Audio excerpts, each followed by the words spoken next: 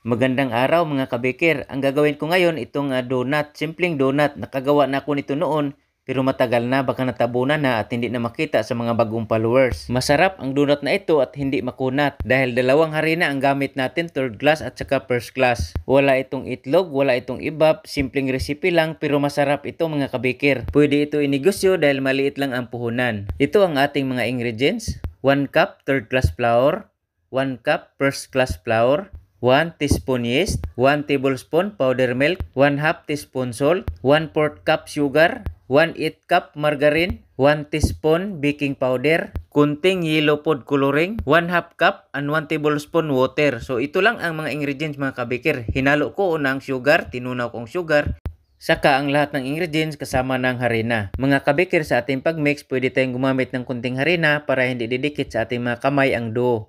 5 minutes ko itong mix mano-mano. Pero kapag may dough mixer kayo mga kabikir or dough roller, madali lang at pwede kayong gumawa ng marami. 1/4 kilo ang recipe natin. Kung gusto kayong gumawa ng 1 kilo, i-times 4 nyo lang ang lahat ng mga ingredients. Pagkatapos kong ma-mix, pinutol ko ng 40 to 45 grams. Pero depende sa inyo mga kabikir kung ilang grams ang gusto nyo putol. Pagkatapos binilog ko, pagkatapos kong mabilog, pinapaalsa ko ito ng 30 minutes bago ko naman ito binutasan. So ito cut lang natin mga kabikir, 30 minutes na. Ganito lang ang pagbutas, napakadali lang. Pagkatapos ko namang mabutasan lahat, pinapaalsa ko naman ito ng 1 oras at kalahati bago ko naman ito niluto. At ito cut lang natin, lutuin na natin mga kabikir. 1 buteng oil lang ang ginamit natin. Sa pagluto naman ito, madali lang mga kabikir, huwag lang masyadong malakas ang apoy. At dahil 1 buteng oil lang ang gamit natin, maliit lang din na kaldirin ang gamit natin para malalim ang oil. Mga kabikir, pwede ito pang negosyo, maliit lang ang puhunan. At mabinta ito mga kabikir kahit saan.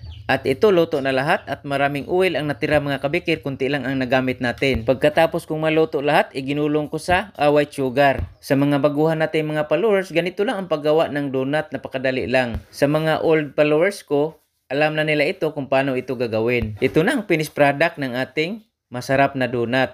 Hindi ito makunat mga kabikir. Kahit pa lumamig dahil dalawang klaseng harina ang ginamit natin, third class flour at first class flour. At lalo pa itong sumarap mga kabikir kapag lumamig. Mga kabikir, sana nagustuhan nyo ang recipe na isinare ko sa inyo ngayon.